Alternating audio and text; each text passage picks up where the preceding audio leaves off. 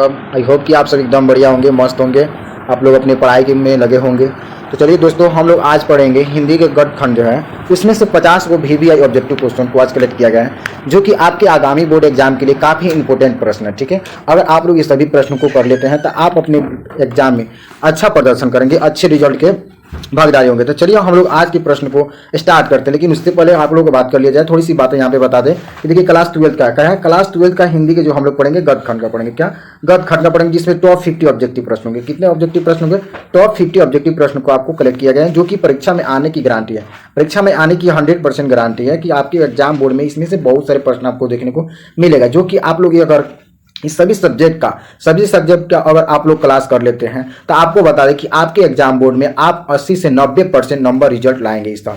ठीक है, तो इसलिए आप लोग इस सभी क्लास को चैनल के प्लेलिस्ट में विजिट करके सीरियल बाय सीरियल सभी क्लास को कर लेंगे। ठीक है, वहां पे आपको प्लेलिस्ट में सभी सब्जेक्ट का प्लेलिस्ट बना हुआ है। तो दोस्तों चलिए हम लोग अपने प्रश्न की तरफ बढ़ते हैं, जो कि यहाँ पे देख लीजिए। बिहार बोर्ड 2024 में पूछे जाने वाले सवाल जो है, बिहार बोर्ड 2024 में जो पूछे जाने वाले सवाल है वो यहीं से आएंगे, इसलिए आप लोग ये सभी प्रश्नों को ध्यानपूर्वक याद करते चलेंगे। ठीक है, तो चलिए दोस्तों हम लोग अपने प्रश्न की तरफ बढ़ते हैं, जो कि आज का टारगेट हमारा कितना है। हमारा इस साल बोर्ड एग्जाम 2024 में कितना टारगेट है? 450 प्लस, यानी हम लोग 400 450 प्लस रिजल्ट लाएंगे इस साल। ठीक है, तो चलिए आज के पहला प्रश्न हमारा आप लोगों के सामने है, आपके स्क्रीन पे दिख रहा है कि रोज कहानी बताना है आप लोगों को कि रोज कहानी की लेखक कौन है। रोज शीर्षक कहानी की लेखक कौन है? ऑप्शन ए में दिया हुआ है नामवर सिंह, ऑप्शन बी में है सचितानंद, हीरानंद, वात्स्या, अज्ञान। ठीक है, ऑप्शन सी में दिया हुआ है मोहन राकेश, ऑप्शन डी में दिया हुआ उदय प्रकाश। तो आपको दोस्तों बताना है इसमें से कि रोज शीर्षक कहानी की जो लेखक है वो कौन है। 4 ऑप्शन आपके सामने दिख रहा है, इसमें से आपको बताना है कि रोज शीर्षक कहानी की लेखक कौन है। तो दोस्तों आपको बता दें कि रोज शीर्षक कहानी की जो लेखक है सचितानंद, हीरानंद, वात्स्या, अज्ञान, यानी हमारा ऑप्शन क्या है? बी करेक्ट आंसर हो जाएगा। दोस्तों अगर आप लोग को ज्यादा नंबर लग रहा है नाम ये, तो एक शॉर्टकट में आप लोग केवल अज्ञे जी से नाम याद कर लीजिए। ठीक है, अज्ञे अगर आप लोग शॉर्टकट में याद कर लेंगे उससे भी आपका काम चल जाएगा। ठीक है, रोज कहानी के लेखक कौन है तो आप अज्ञे जी भी कर सकते हैं याद, वो भी हो जाएगा। लेकिन हाँ, आप लोग को ये पूरा नाम भी याद साथ में कर ही लेना है, चूंकि ऐसा हो भी वही आपके सामने बोर्ड एग्जाम में देखने को मिलेगा, पूछ दिया जाएगा कि रोज कहानी के मतलब ऐसे पूछ जाएगा अज्ञे जी का पूरा नाम क्या है। ठीक है, तो ऑप्शन में ऐसे देखने को मिलेगा, अगर आप लोग को याद होगा तभी ना आप कर पाएंगे। ठीक है, तो चलिए हम लोग अगले प्रश्न की तरफ बढ़ते हैं। आई होप कि आप लोग समझ चुके हैं। ठीक है, तो चलिए अगला प्रश्न हमारा क्या पूछ रहा है। अगला प्रश्न पूछ रहा है कि रोज कहानी की नायिका कौन है। आपको बताना है रोज कहानी की नायिका जो है वो कौन है, माधु मालती है या मालती है या मालविका है या माधवी है। तो दोस्तों आपको बताना है रोज कहानी उसमें की नायिका कौन है। आपको बता दीजिए रोज कहानी की नायिका हमारी है वो मालती है, यानी ऑप्शन हमारा बी क्या है? ऑप्शन बी करेक्ट आंसर हो जाएगा, राइट आंसर हो जाएगा। ठीक है, चलिए हम लोग अगले प्रश्न की तरफ बढ़ते हैं। सभी प्रश्नों को हम लोग तेजी से करते चलेंगे, क्योंकि हम लोग के पास अब समय बहुत कम है। ठीक है, हम लोग के एग्जाम जो है हम लोग के काफी नजदीक चल के आ चुकी है। ठीक है, चलिए अगला प्रश्न क्या है हमारा कि महेश्वर की पत्नी का नाम क्या था। दोस्तों आपको बताना है कि महेश्वर की पत्नी का जो नाम था वो क्या था, मालती था या फिर लालती था या फिर कलावती था या फिर प्रभावती था। दोस्तों आपको बता दें कि महेश्वर की जो पत्नी का नाम था वो क्या था, तो महेश्वर की पत्नी का नाम मालती था, यानी हमारा ऑप्शन ए क्या हो जाएगा? राइट आंसर हो जाएगा, करेक्ट आंसर हो जाएगा ऑप्शन ए, यानी 3 का ऑप्शन क्या हो जाएगा? ए हो जाएगा। ठीक है, चलिए हम लोग अगले प्रश्न की तरफ बढ़ते हैं। ये सभी प्रश्न आप लोग ध्यान में लेते चलेंगे, याद करते चलेंगे, क्योंकि आपके बोर्ड एग्जाम के लिए काफी इंपोर्टेंट प्रश्न है। ये सभी प्रश्न आप लोग अच्छे से याद कर लीजिएगा। ठीक है, अगर आप लोग को याद नहीं होगा प्रश्न तो आप लोग दोबारा वीडियो को देखकर याद कर सकते हैं। ठीक है, अगर जो भी प्रश्न आपको मुश्किल लगे तो उसे नोट कर लीजिएगा, नोट करके फिर उसे याद कर लीजिएगा, हर हाल में याद कर लीजिएगा। ठीक है, चलिए अगला प्रश्न हमारा क्या पूछ रहा है कि अज्ञे जी की पहली कहानी कब प्रकाशित हुई।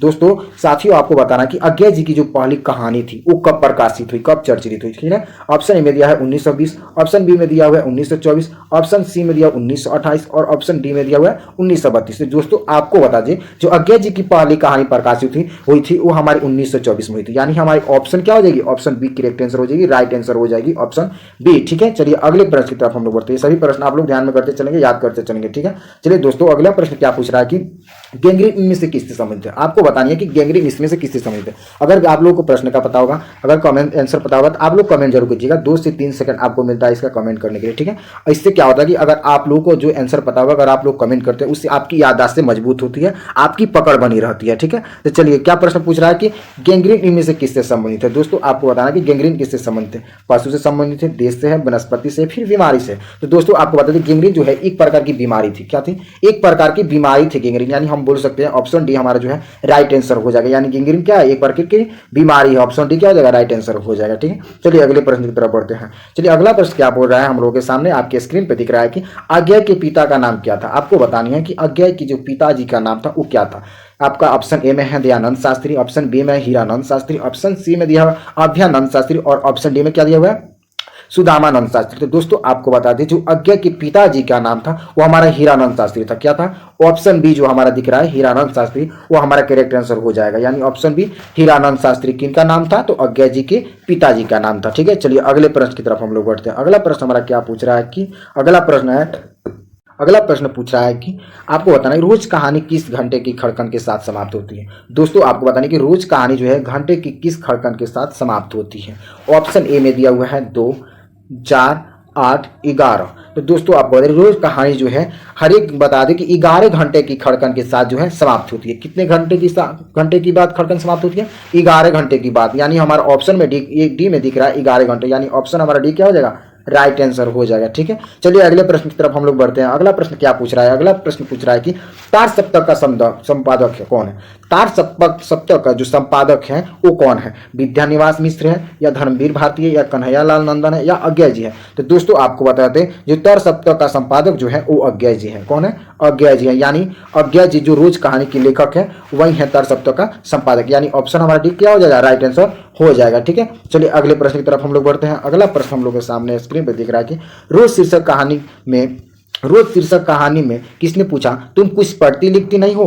किसने पूछा रोज कहानी में कि तुम कुछ पढ़ती लिखती नहीं हो? ऑप्शन ए में आपका दिया हुआ है लेखक, पति, भाई या फिर चाचा। तो दोस्तों बता दें जो रोज कहानी में जो पूछा था वो लेखक ने पूछा था। रोज कहानी के लेखक जो पूछे थे कि तुम कुछ पढ़ती लिखती नहीं हो, यानी हमारा ऑप्शन क्या हो जाएगा? ए राइट आंसर हो जाएगा। ऑप्शन ए हमारा राइट आंसर हो जाएगा। ठीक है, लेखक ने रोज शीर्षक कहानी में किसने पूछा तुम कुछ पढ़ती लिखती नहीं हो? तो लेखक ने पूछा है। ठीक है, चलिए अगले प्रश्न की तरफ हम लोग बढ़ते हैं। अगला प्रश्न हमारा क्या पूछ रहा है कि रोज कहानी पूछ रहा है कि रोज शीर्षक कहानी में मालती, यहाँ पे मालती होगा मालती मिट्टी का बर्तन गर्म पानी से क्यों धो रही है? आपको बतानी है कि रोज शीर्षक कहानी में जो मालती है मिट्टी का बर्तन गर्म पानी से क्यों धो रही है? खाना बनाने के लिए धो रही है, खाना रखने के लिए धो रही है, या खाना बनाने के लिए, या पानी रखने के लिए, फिर दही जमाने के लिए? दोस्तों आप सभी को पता होगा कि रोज जो है वो मालती जो मिट्टी का बर्तन गर्म कर रही थी, क्यों कर रही थी? तो दही जमाने के लिए कर रही थी। क्यों कर रही थी? दही जमाने के लिए कर रही थी, यानी हमारा ऑप्शन क्या हो जाएगा? डी राइट आंसर हो जाएगा। ठीक है, चलिए अगले प्रश्न की तरफ हम लोग बढ़ते हैं। अगला प्रश्न हमसे क्या पूछ रहा है कि एक लेख देखिएगा, एक लेख और एक पत्र के रचनाकार कौन है? काफी इंपोर्टेंट प्रश्न है। ठीक है, कि एक लेख और एक पत्र के रचनाकार कौन है? ऑप्शन ए में है भगत सिंह, बी में है सुखदेव, सी में है राजगिरी, ऑप्शन डी में दिया हुआ चंद्रशेखर आजाद। तो दोस्तों आपको बता दें कि एक लेख और एक पत्र के जो रचनाकार हैं वो हमारे भगत सिंह है। कौन है? हमारे भगत सिंह है, यानी ऑप्शन ए क्या हो जाएगा? राइट आंसर हो जाएगा। रोज एक लेख और एक पत्र के रचनाकार कौन है? तो भगत सिंह है। ठीक है, आई होप कि आप लोगों को याद हो गया होगा। ठीक है, ये सभी प्रश्नों को आप लोग याद करते चलिएगा। ठीक है, क्योंकि आपके बोर्ड एग्जाम के लिए काफी इंपोर्टेंट प्रश्न है सभी।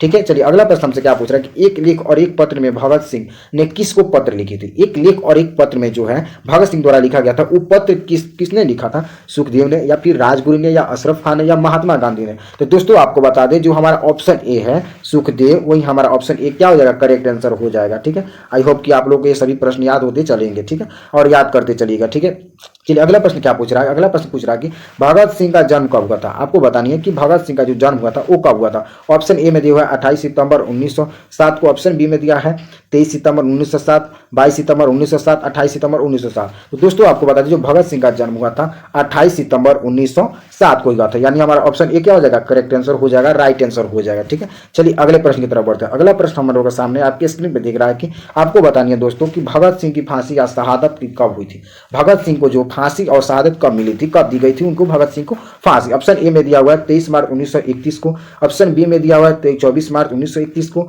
ऑप्शन सी में दिया हुआ है 25 मार्च 1931, ऑप्शन डी हमारा है 27 मार्च 1931। तो दोस्तों आपको बता दें भगत सिंह को फांसी मिली थी 23 मार्च 1931 को मिली थी। कब मिली थी? 23 मार्च 1931 को भगत सिंह को फांसी मिली थी, यानी हमारा ऑप्शन ए क्या हो जाएगा? राइट आंसर हो जाएगा, करेक्ट आंसर हो जाएगा। चलिए अगले प्रश्न की तरफ हम लोग बढ़ते हैं। अगला प्रश्न आप लोगों के सामने आपके स्क्रीन पर दिख रहा है कि पूछ रहा है कि विद्यार्थी और राजनीतिक और मैं नास्तिक क्यों हूं? दो प्रकार के हैं, अलग अलग हैं। ठीक है, दोनों अलग अलग हैं, विद्यार्थी और राजनीति, और फिर मैं नास्तिक हूं, मैं नास्तिक क्यों? इस शीर्षक निबंध जो है किसका लिखा हुआ पूछ रहा है आपसे, पूछ रहा है कि किसका द्वारा लिखा हुआ है। ऑप्शन ए में है रामचंद्र शुक्ल, ऑप्शन बी में दिया है गुलाब राय, ऑप्शन डी सी में दिया हुआ है भगत सिंह, ऑप्शन डी में दिया हुआ दिनकर। तो दोस्तों आपको बता दें कि ऑप्शन जो हमारा सी दिख रहा है भगत सिंह।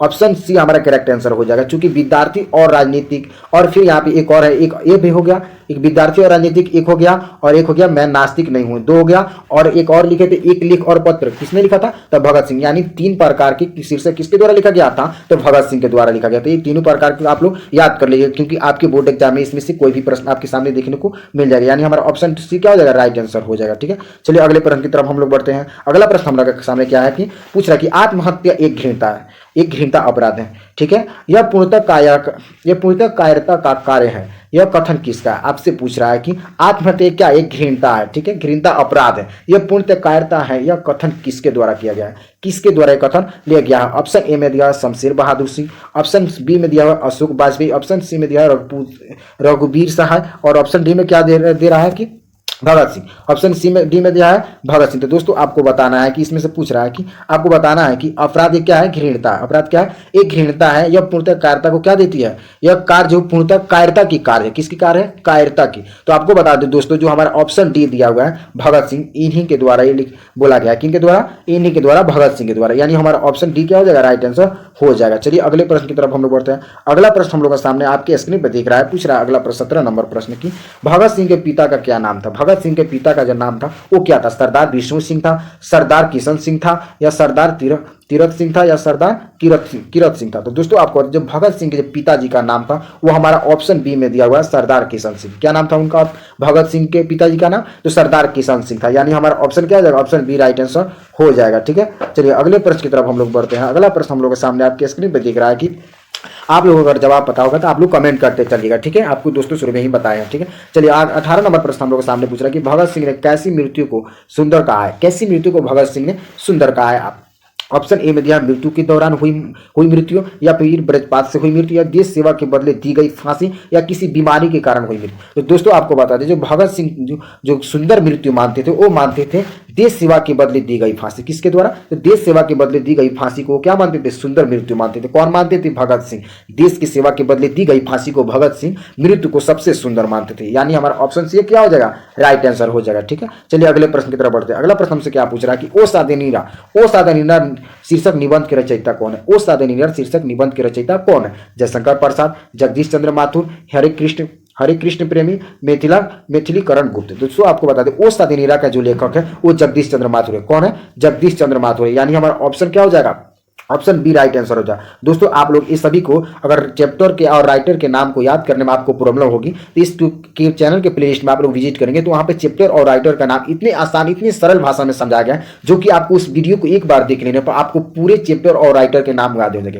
क्लास 12 के हिंदी के जितने भी चैप्टर और राइटर हैं उनके नाम आपको एक ही वीडियो में समझ आएगा। ठीक है, तो एक बार आप लोग उस वीडियो को जरूर देख लेंगे। इसमें शॉर्टकट आपको बताइए इसकी ट्रिक क्या है कि ओ सादा नीरा। नीरा मतलब क्या है? आप ही बताइए कि नीरा मतलब क्या होता है? नीरा मतलब नीर मतलब क्या होता है? जल होता है। नीर मतलब क्या होता है? जल होता है। अब अगर आप लोग जल पीते हैं, किससे पीते हैं? जग से ना पीते हैं। किससे पीते हैं? जग से द्वारा पीते हैं। जग से भी तो हम लोग जल पीते हैं। यानी जल, यानी पूछ दिया जाए ओ सादी नीरा। सादा नीरा मतलब हो गया आपका जल, और जग मतलब क्या हो गया? जगदीश चंद्र माथुर। यानी हमारा ऑप्शन भी क्या हो जाएगा? राइट आंसर हो जाएगा जगदीश चंद्र माथुर। आई होप कि आप लोग को याद हो जाएगा, समझ आ गया होगा। एक बार आप लोग उस चैप्टर और राइटर के लेखक के नाम एक बार ध्यान से देख लीजिएगा, क्योंकि आपको एक वीडियो में ना याद हो तो आप लोग फिर कमेंट कीजिएगा। ठीक है, चलिए अगले प्रश्न की तरफ हम लोग बढ़ते हैं। अगला प्रश्न हमसे क्या पूछ रहा है कि गंडक नदी का जल सदियों से कैसा रहा है? आपको बताना जो गंडक नदी का जो जल है वो सदियों से कैसा रहा है। ठीक है, आपको बताना कि सदियों से जो गंडक नदी का जो जल था वो कैसा रहा है। ठीक है, ऑप्शन ए में दिया हुआ है हमारा शांत रहा है, ऑप्शन बी में दिया हुआ है कि चंचल रहा है, ऑप्शन सी में दिया हुआ गर्म रहा है, ऑप्शन डी में दिया हुआ ठंडा रहा है। तो दोस्तों आप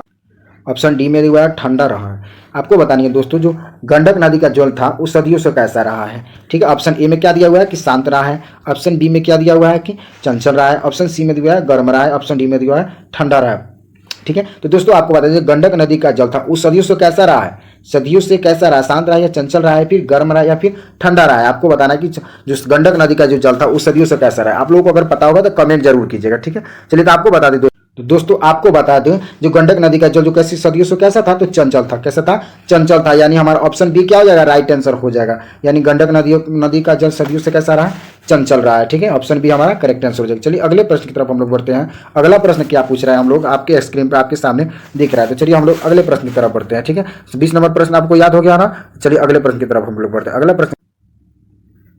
अगला प्रश्न क्या पूछ रहा है, 21 नंबर प्रश्न है कि 21 नंबर प्रश्न पूछ रहा है कि गांधी जी चंपारण कब आए थे। आपको बताना कि गांधी जी जो है वो चंपारण कब आए थे, अप्रैल 1918 को आए थे, या अप्रैल 1920 को आए थे, या जून 1917 में, या अप्रैल 1917 में। तो दोस्तों आपको बता दीजिए गांधी जी चंपारण आए थे, आप सभी को पता होगा, ये काफी आसान प्रश्न है कि गांधी जी अप्रैल 1917 को आए थे। कब आए थे, अप्रैल 1917 को आए थे। कौन आए थे, गांधी जी कहाँ आए थे 1917 को, चंपारण में आए थे। ठीक है, यानी ऑप्शन हमारा डी क्या हो जाएगा, राइट आंसर हो जाएगा। चलिए अगले प्रश्न की तरफ हम लोग बढ़ते हैं। अगला प्रश्न हमसे क्या पूछ रहा है, 22 नंबर प्रश्न पूछ रहा है कि ओस्ताद नीरा किसको निमित्त बनाकर लिखा गया। ओस्ताद नीरा किसको निमित्त बनाकर, किसको मुख्य बनाकर लिखा गया है, कौन सी नदी है, आपको बताना है। ठीक है, ऑप्शन ए में दिया हुआ है गंगा नदी, ऑप्शन बी में दिया हुआ है गंडक नदी, और ऑप्शन सी में दिया हुआ है जमुना नदी, और ऑप्शन डी में क्या दिया हुआ है, तो सरस्वती नदी दिया है। ठीक है, आपको बताना है कि जो ओस्ताद नीरा निमित्त जो है वो किसको निमित्त करके।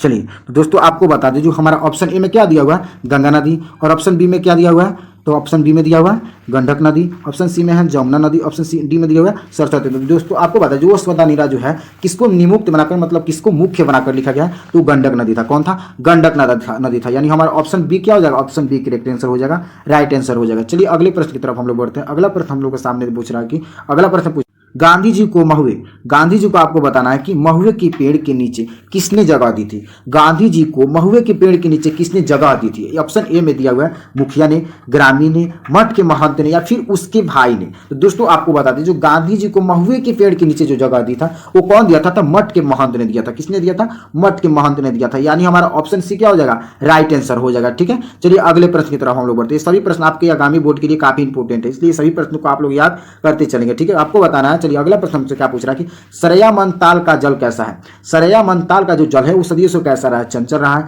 स्थिर रहा है, अभी फिर गहरा रहा है, या फिर गंदा रहा है। तो दोस्तों आपको बताइए सरयामन जो ताल का जल था वो सदियों से आपको बता दें स्थिर था। कैसे था, स्थिर रहा। यानी हमारा ऑप्शन बी क्या हो जाएगा, राइट आंसर हो जाएगा। ठीक है, चलिए अगले प्रश्न की तरफ हम लोग बढ़ते हैं। अगला प्रश्न हम लोग के सामने पूछ रहा है कि ओस्ताद नीरा पूछ रहा है कि ओस्ताद नीरा निबंध किस पुस्तक से लिया गया है। ओस्ताद नीरा जो है किस पुस्तक से लिया गया है, बिखरते क्षण से, या फिर नील कुसुम से, या फिर बोलते क्षण से, या फिर हार को हरि नाम से। तो दोस्तों आपको बता दें कि ओस्ताद नीरा निबंध के जो लिया गया है वो बोलते क्षण की पुस्तक से लिया गया है। ओस्ताद नीरा किस क्षण से लिया गया है, किस पुस्तक से लिया गया है, तो बोलते क्षण से लिया गया है। यानी हमारा ऑप्शन सी क्या हो जाएगा, राइट आंसर हो जाएगा। ऑप्शन सी राइट आंसर हो जाएगा। ठीक है, तो चलिए अगले प्रश्न की तरफ बढ़ते हैं। अगला प्रश्न हम लोग के सामने पूछ रहा है कि माथुर जी को पूछ रहा है कि माथुर जी को भिथियारवा पहुंचने के बाद कौन मिले। भिथियारवा पहुंचने के बाद माथुर जी को जो मिले थे वो कौन व्यक्ति मिले थे, गांधी जी मिले थे, या फिर गोखले जी मिले थे, या पांडुली जी मिले थे, या फिर इनमें से कोई नहीं। तो दोस्तों आपको बता दें कि भिथियारवा पहुंचने के बाद माथुर जी को जो मिले थे वो पुंडलिक जी मिले थे। कौन मिले थे, पुंडलिक जी मिले थे। यानी हमारा ऑप्शन सी क्या हो जाएगा, राइट आंसर हो जाएगा। ठीक है, चलिए अगले प्रश्न की तरफ बढ़ते हैं। अगला प्रश्न हमसे क्या पूछ रहा है कि ओस्ताद नीरा आपको बताना है कि शीर्षक पाठ के अनुसार सुल्तान ने घोड़े से उतरकर किस पर आघात किया। इस सभी प्रश्नों को हम तेजी में करते चलेंगे क्योंकि बहुत सारे क्लास हम लोग को करना है, बहुत सारे प्रश्न हम लोग अभी बाकी है। हम लोग एग्जाम जो है काफी नजदीक आ चुकी है। ठीक है, तो चलिए क्या पूछ रहा है कि ओस्ताद नीरा शीर्षक पाठ के अनुसार सुल्तान ने घोड़े से उतरकर और किस पर आघात किया। ठीक है, ऑप्शन ए में दिया हुआ नींद के तने पर, ऑप्शन बी में दिया हुआ पीपल के तने पर, ऑप्शन सी में दिया हुआ है विशाल विपट के तन पर, ऑप्शन डी में क्या दिया हुआ है कि समोना के तने पर। आपको बताना है कि जो ओस्ताद नीरा पाठ के जो शीर्षक जो है सुल्तान ने घोड़े से उतरकर किस पर आघात किया है। दोस्तों आपको बता दें कि हमारा ऑप्शन सी है। ऑप्शन सी में क्या दिया हुआ है कि विशाल पीपट के तने पर। विशाल पीपट के मतलब बहुत बड़ा, विशाल पर एक प्रकार का क्या था, बरगद का पेड़ था। विशाल बरगद का पेड़ के तने पर उसने आघात किया था। कौन किया था, तो सुल्तान किया था। घोड़े से उतरकर डायरेक्ट आघात किसमें किया था, एक बहुत बड़े पेड़ के, बरगद के पेड़ के तने पर किया था। ठीक है, चलिए अगले प्रश्न की तरफ हम लोग बढ़ते हैं। अगला प्रश्न क्या पूछ रहा है कि चलिए अगले प्रश्न हमारा है कि चलिए अगले प्रश्न की तरफ हम लोग बढ़ते हैं। चलिए अगले प्रश्न की तरफ बढ़ते हैं। ओस्ताद नीरा पूछ रहा है अगला प्रश्न हमारा कि ओस्ताद नीरा पाठ शीर्षक है, ओस्ताद नीरा शीर्षक पाठ किस विद्या के अंतर्गत आता है, किस विद्या के अंतर्गत आता है। ये जो है निबंध है कि कहानी है, या फिर नाटक है, या फिर कविता है। तो दोस्तों आपको बता दें ओस्ताद नीरा जो शीर्षक पाठ है वो आता है हमारे निबंध के अंतर्गत। किसके अंतर्गत आता है, निबंध के अंतर्गत आता है। यानी ओस्ताद नीरा मतलब निबंध के अंतर्गत जो है ये शीर्षक आता है। यानी हमारा ऑप्शन ए क्या हो जाएगा, राइट आंसर हो जाएगा। ठीक है, चलिए अगले प्रश्न की तरफ हम लोग बढ़ते हैं। अगला प्रश्न की तरफ हम लोग बढ़ते हैं। अगला प्रश्न क्या पूछ रहा है कि रामपुरवा कहाँ स्थित है। दोस्तों आपको बताना कि रामपुरवा जो है कहाँ स्थित है, भितियारवा के पास है या नवगमसिया के पास या फिर रांची के पास है या फिर इलाहाबाद के पास है। ये दोस्तों ये काफी क्वेश्चन काफी आसान है, आप सभी को पता होगा, ठीक है, आप सभी को जरूर पता होगा, जरूर कमेंट कीजिएगा आपका एक आंसर क्या होगा, ठीक है। तो चलिए आप बता देते हैं आपको कि रामपुरवा जो कहाँ स्थित है। तो दोस्तों आपको बता दें रामपुरवा जो है भितियारवा के पास है। किसके पास है? भितियारवा के पास है, यानी ऑप्शन हमारा ये क्या हो जाएगा, राइट आंसर हो जाएगा। रामपुरवा कहाँ स्थित है? तो भितियारवा के पास स्थित है। चलिए अगला प्रश्न हमसे क्या पूछ रहा है कि अगला प्रश्न पूछ रहा है कि गांधी जी की झोपड़ी को यहाँ पे डैश डैश ने जला दिया था। किसने जला दिया था? पूछ रहा है कि गांधी जी को जो झोपड़ी था वो यहाँ पे बताना है आपको कि क्या रहेगा, किसने जला दिया था, ग्रामीण ने जला दिया था, यूपी ने जला दिया था, या एमन साहब के कर्मचारियों ने, या फिर छात्रों ने। तो दोस्तों आपको बता दें एमन साहब के जो कर्मचारी थे वही गांधी जी की झोपड़ी को जलाते। किसने जला था? एमन साहब के कर्मचारी जो थे वही गांधी जी को झोपड़ी को क्या किया था, जला दिया था। यानी हमारा ऑप्शन क्या हो जाएगा, सी आंसर राइट आंसर हो जाएगा। चलिए अगले प्रश्न की तरफ बढ़ते हैं। अगला प्रश्न हम लोग के सामने पूछ रहा है कि सिपाही की माँ, पूछ रहा है सिपाही की माँ शीर्षक एकांकी के रचनाकार कौन है?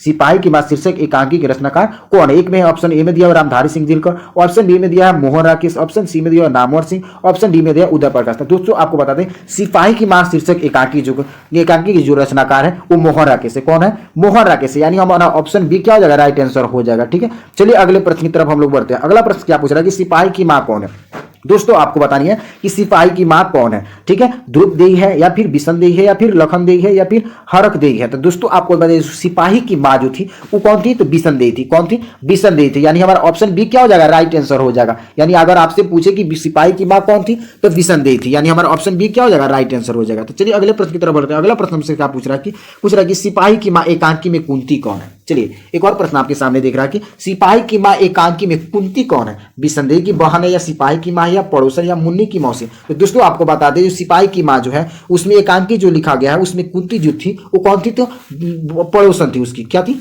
पड़ोसन थी। सिपाही की मां की क्या थी? पड़ोसन थी। कौन? तो कुंती, यानी हमारा ऑप्शन सी क्या हो जाएगा, राइट आंसर हो जाएगा, ठीक है। चलिए अगले प्रश्न की तरफ बढ़ते हैं। अगला प्रश्न क्या पूछ रहा है कि मोहन राकेश, पूछ रहा है कि मोहन राकेश के बचपन का क्या नाम था। आपको बताना है कि मोहन राकेश के जो बचपन का नाम क्या था। सभी के बचपन के नाम होते हैं, ठीक है, लेकिन यहाँ पे क्या बताना है कि मोहन के राकेश के बचपन का नाम क्या था। मदन मोहन मुगलानी था, या फिर कृष्ण मोहन मुगलानी था, या फिर राधा कृष्ण मुगलानी था, या राम कृष्ण मुगलानी। तो दोस्तों आपको बता दें जो मोहन राकेश का जो बचपन का नाम था वो मदन मोहन मुगलानी था। कौन था? मदन मोहन मुगलानी, यानी हमारा ऑप्शन ए क्या हो जाएगा, राइट आंसर हो जाएगा, करेक्ट आंसर हो जाएगा, ठीक है। चलिए अगले प्रश्न की तरफ हम लोग बढ़ते हैं। ये प्रश्न काफी इंपॉर्टेंट है आप लोगों के लिए, ये सभी प्रश्नों को आप लोग याद करते चलेंगे। चलिए प्रश्न काफी इंपॉर्टेंट है। पूछ रहा है कि मुन्नी और मानव कौन थी। मुन्नी और मानव जो है वो कौन थी? सुखनी की बेटी थी, या वही रजनी की बेटी थी, या शिवानी की बेटी थी, या बिस्नी की बेटी थी। तो दोस्तों आपको बता दें कि मुन्नी और मानव जो थी वो दोनों भाई बहन थे। मुन्नी उसकी मानव की बहन थी, मानव क्या था, मानव की सिपाही था। तो दोस्तों आपको बता दें जो मुन्नी और मानव जो थी वो बिस्नी की बेटी थी। किसकी बेटी थी? बिस्नी की बेटी थी, यानी हमारा ऑप्शन डी क्या हो जाएगा, राइट आंसर हो जाएगा, करेक्ट आंसर हो जाएगा, ठीक है। चलिए अगले प्रश्न की तरफ बढ़ते हैं। अगला प्रश्न से क्या पूछ रहा है, पूछ रहा है कि किसके कड़ों की मोती तारों की तरह चमकते हैं। किसके कड़ों की मोती, कड़ा समझिएगा, हाथ में जो हम लोग पहनते हैं ना, वही किसके कड़ों की मोती तारों की तरह जो चमकती है। ऑप्शन ए में दिया तारों की, तारों नाम है, ठीक है, बंदों की, मुन्नी की, या फिर कुंती की, ठीक है। ये सभी क्या है, नाम है व्यक्ति का, ठीक है। तो आपको बताना है कि किसके कड़ों की मोती तारों की तरफ चमकती थी। दोस्तों आपको बता दें जो कुन तारों की मोती थी, कौन? तारों की जो थी, तारों की उसकी जो कड़ी थी वो तारों की तरह चमकती थी। समझ में आया कि नहीं यार? यानी इसमें पूछ रहा है कि किसकी कड़ों की मोती, यानी तारों की कड़ों की मोती तारों की तरह चमकती थी। तारों किसी एक लड़की का नाम है, उसकी जो कड़ा है वो तारों की तरह चमकती थी, ठीक है। आई होप कि आप लोगों को समझ में आ गया होगा, ठीक है। चलिए अगले प्रश्न की तरफ बढ़ते हैं। अगला प्रश्न हम लोग के सामने पूछ रहा है कि सिपाही की मां एकांकी बिस्नी चारपाई के पास मोड़ी पर बैठी क्या करती दिखाई दे रही थी। सिपाही की मां जो एक एकांकी है उसमें पूछ रहा है कि बिस्नी चारपाई के पास मोटे पर बैठ के क्या कर रही है। सूट काटती रही है, या फिर स्वेटर बुनती है, या फिर चटाई बुनती है, या फिर चावल चुनती है। तो दोस्तों आपको बता दें जो चारपाई की जो बिस्नी जो है चारपाई के पास बैठकर वो सूट काटती थी। क्या करती थी? सूट काटती थी, यानी हमारा ऑप्शन ए क्या हो जाएगा, राइट आंसर हो जाएगा, ठीक है। चलिए अगले प्रश्न की तरफ बढ़ते हैं। अगला प्रश्न क्या पूछ रहा है कि सिपाही की मां एकांकी जो है, सिपाही की मां एकांकी है, उसके अनुसार लड़ाई कहां से हो रही थी। कहां से लड़ाई हो रही थी सिपाही की मां में, ठीक है। सिपाही की मां जो चैप्टर है एकांकी जो है वो कहां से अनुसार जो है वो लड़ाई हो रही थी, आपको बताना है। लाहौर से हो रही थी, बर्मा से हो रही थी, या फिर अगला प्रश्न ऑप्शन दिया हुआ है कि लाहौर से हो रही थी, बर्मा से हो रही थी, या फिर बंगाल से हो रही थी, या फिर जापान से हो रही थी। तो दोस्तों आपको बता दें इस सिपाही की एकांकी के अनुसार जो लड़ाई हो रही थी वो जानते हो कहां से हुई थी? बर्मा से हो रही थी। कहां से हो रही थी? बर्मा से हो रही थी, यानी हमारा ऑप्शन बी क्या हो जाएगा, राइट आंसर हो जाएगा, ठीक है। चलिए अगले प्रश्न की तरफ हम लोग बढ़ते हैं। अगला प्रश्न क्या पूछ रहा है कि अगला प्रश्न पूछ रहा है कि सिपाही की मां शीर्षक पाठ में हड्डियों का चलता फिरता ढांचा कौन है। सिपाही की माँ जो शीर्षक पाठ में है जो है, हड्डियों का चलता फिरता ढांचा कौन है? बोले तो बिल्कुल पतले आदमी, ठीक है। पूछ रहा है पलतूराम, दीनू कुमार, सियाराम नोचे, पंडित दीनानाथ। तो दोस्तों आपको बता दें ऑप्शन बी में हमारा दिया हुआ है कौन? तो दीनू कुमार। दीनू कुमार जो था एक दुबले पतले इंसान था। कौन था? दुबले पतले इंसान था, यानी बोले तो एक हड्डियों का चलता फिरता एक ढांचा था, एक प्रकार का हड्डियों, मतलब उसके शरीर में केवल हड्डियां ही हड्डियां थी, उसके शरीर में बिल्कुल मांस नहीं थे, बिल्कुल दुबला पतला था। कौन था? तो दीनू कुमार, यानी हमारा ऑप्शन बी क्या हो जाएगा? राइट आंसर हो जाएगा, ठीक है। आई होप कि आप लोग ये सभी प्रश्न याद होते चल रहे होंगे, ठीक है। ये सभी प्रश्न आप लोग याद कर लीजिएगा, ठीक है। बार बार आपको बोल रहे हैं क्योंकि आपको बता दें कि काफी इंपोर्टेंट प्रश्न आपके एग्जाम बोर्ड के लिए, ठीक है। तो चलिए अगला प्रश्न से क्या पूछ रहा है कि रंगून कहाँ है? आपको बताना कि रंगून का एक स्थान है, एक जगह का नाम है। आपको बताना कि नेपाल में है या फिर बर्मा में है या फिर जापान में है या फिर चीन में। दोस्तों आपको बता दें जो रंगून स्थित है वो कहाँ है? तो वो है हमारे बर्मा में। कहाँ है? बर्मा में स्थित है, जो कि ऑप्शन बी में दिया हुआ है, यानी ऑप्शन बी हमारा क्या है? राइट आंसर हो जाएगा, ठीक है। चलिए अगले प्रश्न की तरफ बढ़ते हैं। अगला प्रश्न हमसे क्या पूछ रहे हैं कि मुन्नी किस दिन, आपको बताना कि मुन्नी किस दिन मानव की चिट्ठी के आने की भविष्यवाणी करती है। तो दोस्तों आपको यहाँ पे पूछ रहा है कि मुन्नी किस दिन मानव की चिट्ठी की आने की भविष्यवाणी करती है। ऑप्शन ए में दिया बुधवार को, गुरुवार को, सोमवार को, या फिर ऑप्शन डी में दिया हुआ है मंगलवार को। तो दोस्तों आपको बता दें कि जो मुन्नी जो भविष्यवाणी कर रही थी चिट्ठी आने की उसके भाई की, यानी अक्सर वो बोल रही थी कि मेरे भैया की, मतलब उसके भाई का जो आ रहा था मंगलवार के दिन, हमेशा उसकी चिट्ठी कब आ रही थी? मंगलवार के दिन आ रही थी। यानी मुन्नी जो है बोल रही थी अपनी मम्मी से कि भैया की चिट्ठी हमेशा कब आती है? तो मंगलवार के दिन आती है। वही भविष्यवाणी कर रही है कि भैया की चिट्ठी, यानी उसकी सिपाही की चिट्ठी कौन? मानव क्या बताया? एक प्रकार का मानव जो था वो सिपाही था, यानी मुन्नी का भाई था वो सिपाही था, ठीक है। वही मुन्नी जो है भविष्यवाणी करती है कि भैया की चिट्ठी कब आई है? तो मंगलवार को। यानी कब भविष्यवाणी करती है? तो मंगलवार के दिन भविष्यवाणी करती है कि भैया की चिट्ठी आती है, ठीक है। चलिए अगले प्रश्न की तरफ बढ़ते हैं। अगला प्रश्न हम लोग के सामने पूछ रहा है कि कौन कहता है, अगला प्रश्न पूछ रहा है कि कौन कहता है मैं इसकी लाश ले जाकर चील कौवे को खिला दूंगा, चील कौवे के आगे डाल दूंगा। कौन कहता है ऐसे? तो दोस्तों आपको बता दो ऑप्शन ए में दिया है मानक, सिपाही, दीनू या चौधरी। तो दोस्तों आपको बता दीजिए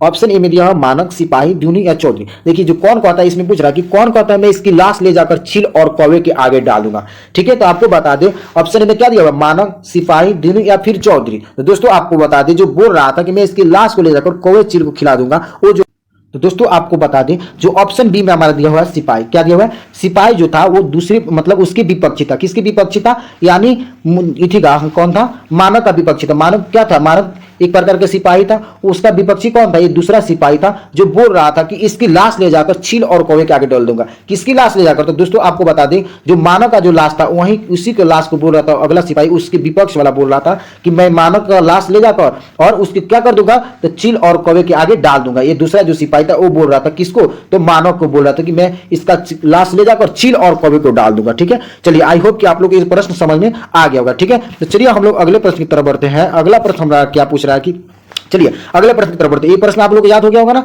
चलिए अगला प्रश्न क्या पूछ रहा है? अगला प्रश्न पूछ रहा है कि, चलिए अगला प्रश्न क्या है? अगला प्रश्न 43 नंबर पृष्ठ पूछ रहा है कि किस पाठ के यह उदाहरण, किस पाठ में यह उदाहरण आया है कि फौजी वहां लड़ने के लिए हैं, फौजी वहां लड़ने के लिए हैं, वे भाग नहीं सकते हैं। फौजी जो लड़ने के लिए हैं वो भाग नहीं सकते हैं।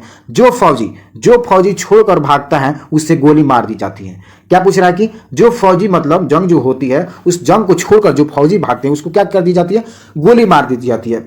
ये जो है किस पाठ का यह उदाहरण? ऑप्शन ए में दिया है हंसते हुए मेरा अकेलापन का, या फिर परगीत और समाज का, या फिर सिपाही की मां का, या फिर ओ सदा नीरा का। तो आपको बताना है कि कौन ऐसा जो उदाहरण है, आपको बताना है कौन किस पाठ का जो उदाहरण है जो बोल रहा है कि अगर जंग जी छिड़ती है उसमें से सिपाही अगर जंग को छोड़कर भाग जाता है तो उसे क्या की जाती है? गोली मार दी जाती है। तो आपको बता दें जो सिपाही की मां, ये जो सिपाही का मां हमारा चैप्टर है उसी में उसी का यह उदाहरण कि जो अगर सैनिक जंग छोड़कर भाग जाए उसको क्या कर दिया जाएगा? गोली मार दिया जाएगा, ठीक है। यानी ऑप्शन हमारा क्या हो जाएगा? सी सही हो जाएगा, करेक्ट आंसर हो जाएगा, राइट आंसर हो जाएगा, ठीक है। चलिए अगले प्रश्न की तरफ बढ़ते हैं। अगला प्रश्न हमसे क्या पूछ रहा है? 44 नंबर प्रश्न पूछ रहा है कि सिपाही की मां किस एकांकी संग्रह से लिया गया है? किस एकांकी संग्रह से लिया गया है? उस पर भौर का तारा, या रेशमिटी, या फिर अंडे के छिलके तथा अन्य एकांकी। तो दोस्तों आपको बताने की जो सिपाही के मां जो एकांकी है वो किस संग्रह से लिया गया है, ठीक है। तो दोस्तों आपको बता दें ऑप्शन डी में हमारा दिया है कि अंडे के छिलके तथा एकांकी, यानी हमारा ऑप्शन डी क्या हो जाएगा? राइट आंसर हो जाएगा, करेक्ट आंसर हो जाएगा। क्या? तो ऑप्शन डी, यानी ऑप्शन डी हमारा राइट आंसर हो जाएगा। चलिए अगले प्रश्न की तरफ हम लोग बढ़ते हैं। अगला प्रश्न हमसे क्या पूछ रहे हैं कि परगीत और समाज के लेखक कौन है? दोस्तों आपको बताना है कि परगीत और समाज के जो लेखक है वो कौन है? बालकृष्ण भट्ट है, या फिर जयप्रकाश नारायण है, या फिर नामवर सिंह है, या फिर नारायण सिंह है। तो दोस्तों आपको बताइए परगीत और समाज परगीत और समाज। क्या होगा? परगीत में हम लोग समाज में गीत गाएंगे तो क्या होगा? हमारा नाम होगा, यानी हमारा ऑप्शन क्या हो जाएगा? सी सही हो जाएगा। ये क्या है? ट्रिक है, ठीक है। आप लोग चैप्टर के और राइटर के नाम को, चैप्टर के और राइटर के नाम याद करने वाला ट्रिक का वीडियो आप लोग हिंदी का देख लीजिएगा, ठीक है। आपके चैनल के प्ले लिस्ट में होंगे, ठीक है। तो क्या पूछ रहा है कि परगीत और समाज के लेखक कौन है? तो यानी आप लोग गीत गाइएगा, समाज में तो क्या होगा? आपका नाम होगा, यानी आपका ऑप्शन सी क्या हो जाएगा? राइट आंसर हो जाएगा। चलिए अगले प्रश्न की तरफ बढ़ते हैं। अगला प्रश्न हमसे क्या पूछ रहा है? 46 नंबर प्रश्न पूछ रहा है कि परगीत और समाज, परगीत और समाज निबंध किस निबंध से संग्रह से लिया गया है? परगीत और समाज निबंध जो है वो किस निबंध संग्रह से लिया गया है? ऑप्शन ए में दूरी परंपरा की खोज, दूसरी परंपरा की खोज, या फिर आलोचक के मुख से, या फिर कहना ना होगा से, ठीक है, या फिर ऑप्शन डी में दिया है वाद विवाद से। तो दोस्तों आपको बता दें जो परगीत और समाज का निबंध संग्रह से लिया गया वो हमारा जो है वाद विवाद के संग्रह से लिया गया। कौन संग्रह से? वाद विवाद संग्रह से लिया गया, यानी ऑप्शन हमारा डी क्या हो जाएगा? राइट आंसर हो जाएगा, ठीक है। चलिए अगला प्रश्न पूछ रहा है। अगला प्रश्न काफी इंपोर्टेंट प्रश्न है। 47 नंबर प्रश्न क्या पूछ रहा है कि कौन सी पुस्तक नामवर सिंह की नहीं है? इसमें पूछ रहा है, क्या पूछ रहा है? कौन सी पुस्तक नामवर सिंह की जो है नहीं पूछ रहा है? क्या पूछ रहा है? नहीं है। ऑप्शन ए में दिया पृथ्वीराज रासो की भाषा, या फिर इतिहास और आलोचना की भाषा इसकी भी, या दूसरी परंपरा की खोज। तो दोस्तों आपको बताना है कि इसमें के कौन सी पुस्तक जो है नामवर सिंह की नहीं है। तो दोस्तों मैं आपको बता दूं कि पृथ्वीराज रासो की भाषा जो है उनके द्वारा लिखा गया है। किसके द्वारा लिखा गया है? कि नामवर सिंह का ही पुस्तक है। किसका पुस्तक है? नामवर सिंह का पुस्तक। कौन? तो पृथ्वीराज रासो की भाषा है। लेकिन आपसे क्या पूछ रहे हैं? यहाँ पे नहीं पूछ रहे। तो इतिहास और आलोचना भी है, उसी का है। किसका है? तो नामवर सिंह का पुस्तक है। दूसरी परंपरा भी क्या है? तो उसी का पुस्तक है, यानी नामवर सिंह का ही पुस्तक है। यानी ऑप्शन डी में जो हमारा दिख रहा है तिरिस जो है वो पुस्तक जो है नामवर सिंह का नहीं है, यानी हमारे ऑप्शन यहाँ पे क्या हो जाएगा? डी राइट आंसर हो जाएगा, करेक्ट आंसर हो जाएगा। क्या हो जाएगा? डी करेक्ट आंसर हो जाएगा। चलिए अगले प्रश्न की तरफ पढ़ते हैं। अगला प्रश्न हमसे क्या पूछ रहा है? 48 नंबर प्रश्न क्या पूछ रहा है कि नामवर सिंह को किस कृति पर साहित्य अकादमी पुरस्कार मिला था? ठीक है, नामवर सिंह को किस कृति पर साहित्य अकादमी पुरस्कार जो है वो मिला था? ऑप्शन ए में दिया हुआ है कविता के नए प्रतिमान पर, या ऑप्शन बी में दिया हुआ कहानी नई कहानी पर, या ऑप्शन सी में दिया पृथ्वीराज रासो की भाषा पर, ऑप्शन डी में दिया इतिहास और आलोचना की भाषा पर। तो दोस्तों आपको बता दें नामवर सिंह को साहित्य अकादमी पुरस्कार मिला था, वो कब मिला था? तो कविता के नए प्रतिमान पर, कविता के नए प्रतिमान पर मिला था, यानी हमारा ऑप्शन ए क्या हो जाएगा? राइट आंसर हो जाएगा, करेक्ट आंसर हो जाएगा। चलिए अगले प्रश्न की तरफ बढ़ते हैं। अगला प्रश्न काफी इंपोर्टेंट प्रश्न है, इसे आप लोग याद कर लीजिएगा कि मैं तुम लोगों से दूर हूं किसकी कविता है? मैं तुम लोगों से दूर हूं एक प्रकार की जो कविता है वो किसकी कविता है? ऑप्शन ए में दिया मुक्तिबोध, ऑप्शन बी में हजारी प्रसाद द्विवेदी, पंत जी, नामवर सिंह। तो दोस्तों आपको बता दें कि मैं तुम लोगों से दूर जो कविता है वो मुक्तिबोध के है। किसके द्वारा रचित कविता है? मुक्तिबोध के द्वारा रचित कविता, यानी हमारा ऑप्शन ए क्या हो जाएगा? राइट आंसर हो जाएगा, ठीक है। चलिए अगले प्रश्न की तरफ बढ़ते हैं। अगला प्रश्न आज का लास्ट प्रश्न पूछ रहा है कि ब्रज के, यहाँ पे ब्रज होगा, पूछ रहा है कि ब्रज के दाढ़ में आदमी का खून लग चुका है, यह किस पंक्ति की कविता है? आपको बताना कि ब्रज का जो दाढ़ में जो है आदमी का खून लग चुका है। ऑप्शन ए में दिया हिमालय, ऑप्शन बी में दिया गरम हथेली, ऑप्शन सी में दिया तुम्हारा सौंदर्य है, ऑप्शन डी में दिया तय तो यही था। यानी हमारा ऑप्शन डी जो है तय तो यही था, यही हमारा राइट आंसर हो जाएगा। यानी ब्रज के दाढ़ में जो था आदमी का खून लगा था, यह किस कविता की पंक्ति है? तो तय तो यही था, इसी कविता की जो है यह पंक्ति है, ठीक है। यानी हमारा ऑप्शन डी क्या हो जाएगा? राइट आंसर हो जाएगा। चलिए आई होप कि आप लोग को ये सभी प्रश्न याद होंगे। अगर आप लोग ये सभी प्रश्न याद नहीं होंगे तो आप लोग प्लीज इसे एक बार दोबारा वीडियो देखकर इसे पूरा याद कर लीजिएगा, क्योंकि आपके बोर्ड एग्जाम के लिए ये काफी इंपॉर्टेंट प्रश्न है, ठीक है। अगर एक बात और दोस्तों, अगर आप लोग हमारे चैनल पर नए हैं तो चैनल को सब्सक्राइब कर लीजिएगा और वीडियो को एक बार अपने दोस्तों के पास जमकर शेयर कर देंगे, ठीक है। अपने दोस्तों के पास एक बार जमकर शेयर कर देंगे, बस इतना ही। तब तक लिए मिलते हैं अगले क्लास में, तब तक लिए आप तन मन से पढ़ाई करते रहिए, ठीक है, क्योंकि आपको रिजल्ट अच्छा लाना है, बेहतर लाना है, अपने घर परिवार नाम को यानी विद्यालय का नाम भी क्या करना है? रोशन करना है, ठीक है। तो चलिए फिर मिलते हैं अगले क्लास में, तब तक लिए टेक केयर।